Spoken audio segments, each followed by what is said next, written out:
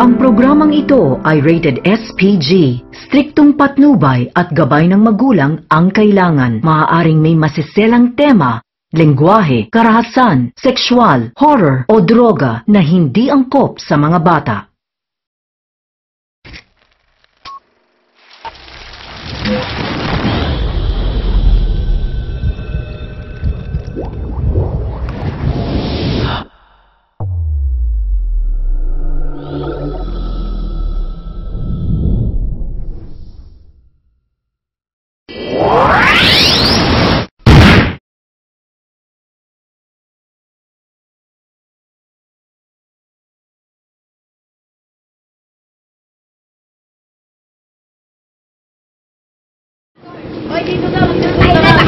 Ang kwento ng nalingit sa kanan.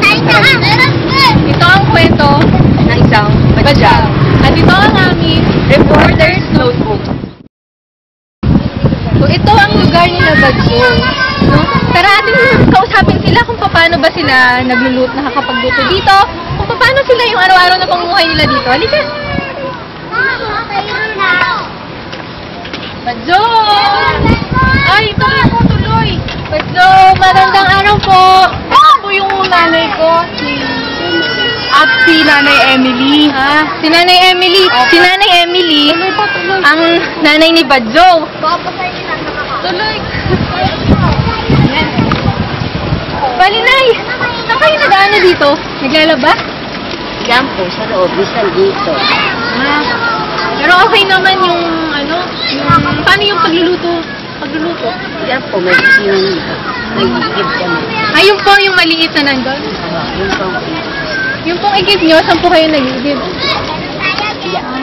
May Ganito sila nagtutulungan sa pagkuha ng tubig.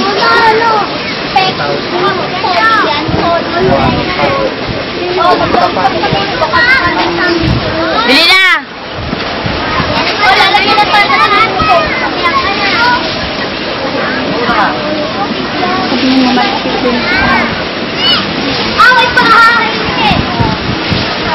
Badyaw, okay na, Badyaw? Okay na. Pupuksa na natin. Magripo, Junila! Dito. Ito yung source ng tubig nila. Oh. Kung mapapansin nyo, malapit siya sa kanal.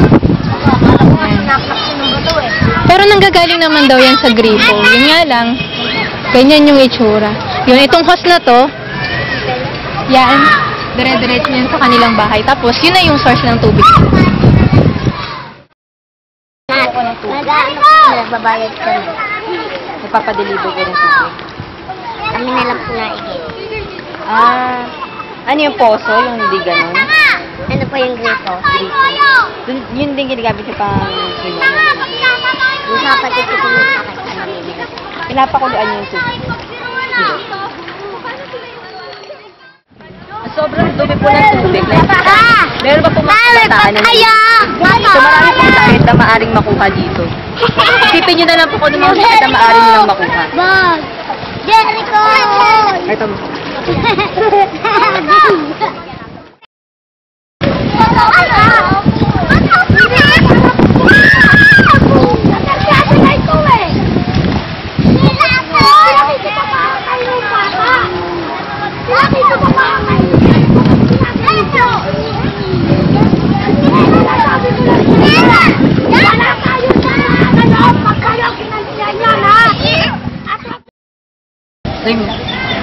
Yun naman po, pagkatapos maglaro-laro, maligo-ligo ni Badyaw sa ilog, may kita naman po natin siya ngayon nagluluto. Tignan po natin.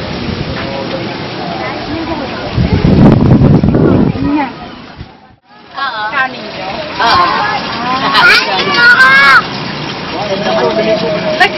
Magsisiga po tayo. Tara na, jeep naman.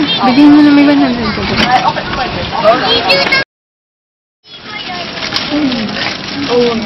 Kakain kayo sa akin eh. Diyan lang kayo, kakain na akin. Anong madalas mong ulam dito, Badyaw?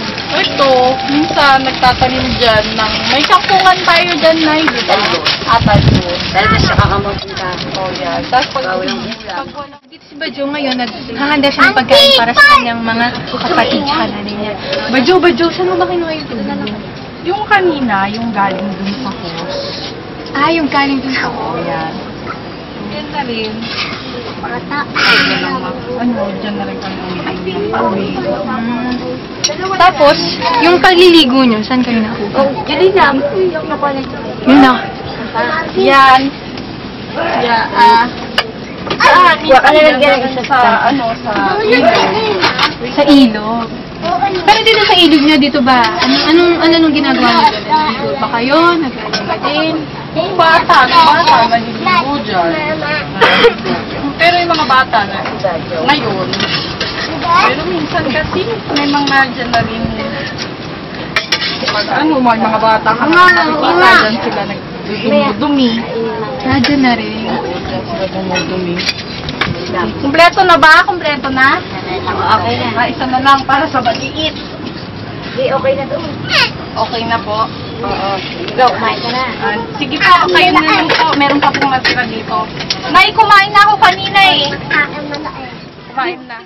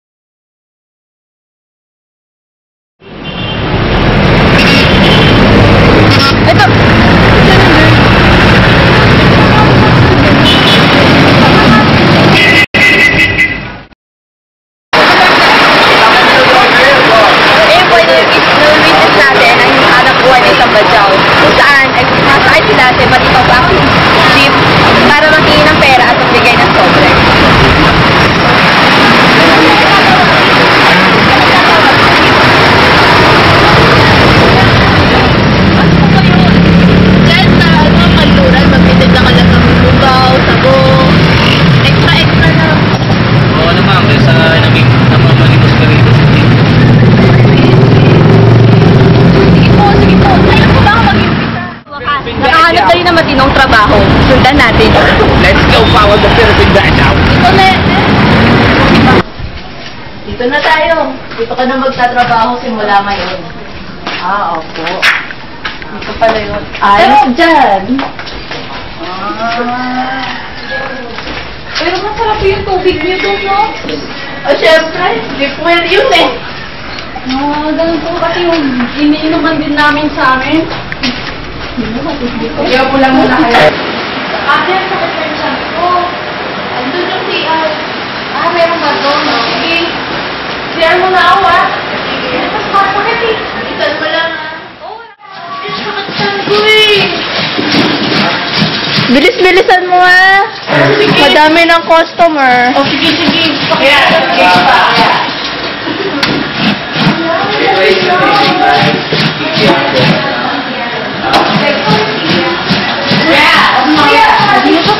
Ayun doon, kunin mo doon sa servo yung isa-serve kong pagkain. Pag-serve na lang sa table 5.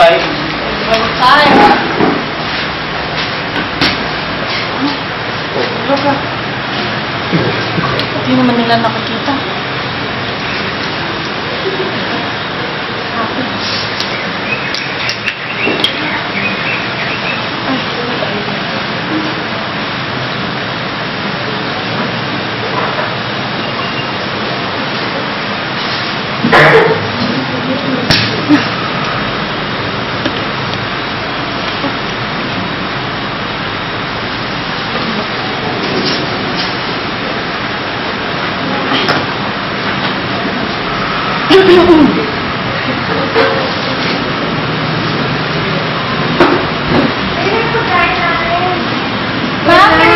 Ito na po yung order mo.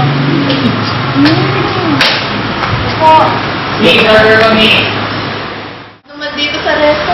Ikaw, kanina po masakit sa tiyan mo Oo nga po, ate. Ang beses na nga akong pabalik-balik doon. Natatakot na nga ako. Meron pa akong kasama dugo. Hala, iba na yan. Halika, sasamahan ka namin sa ospital. Ospital? Hindi, kaya ko pa naman Marami pa tayong customer. May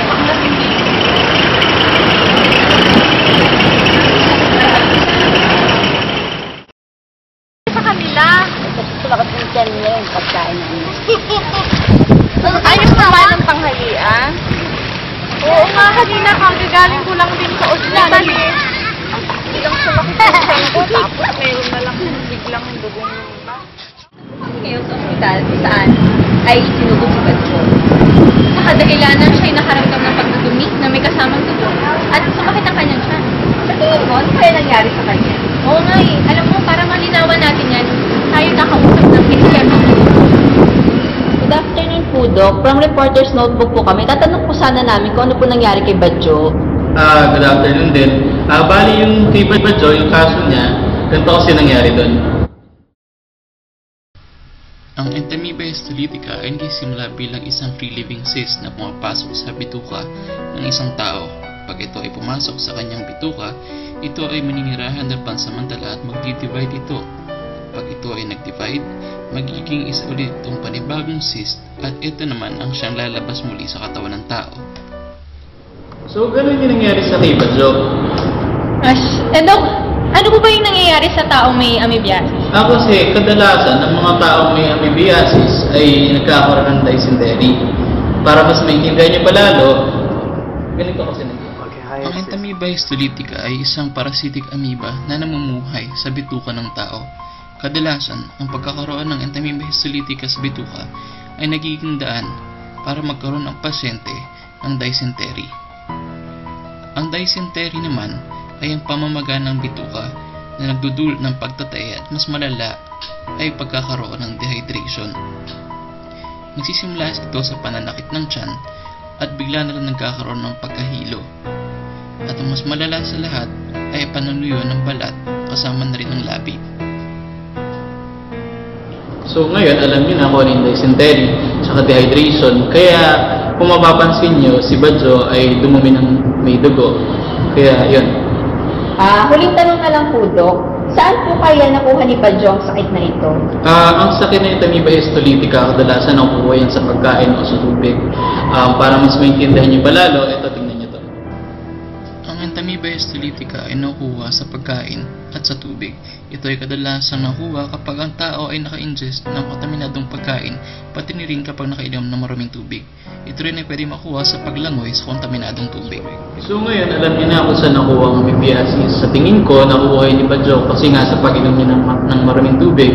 O kaya naman ay naihalo niya yung maraming tubig doon sa kinain niya.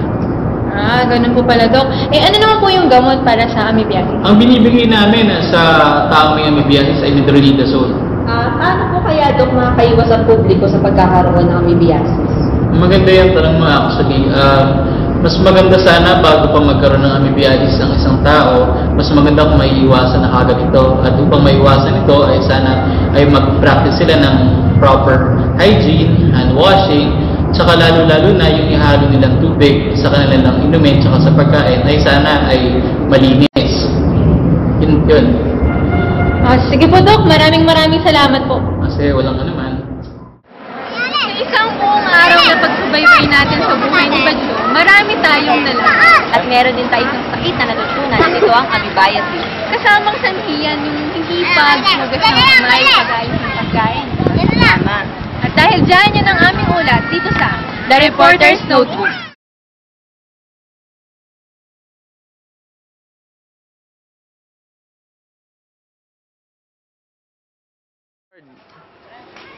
Go! 1, 2, 3, go!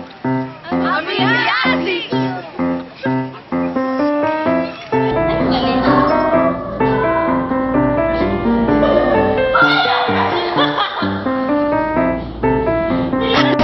Ngayon naman po, samahan natin si Badjo sa kanyang hanap buhay.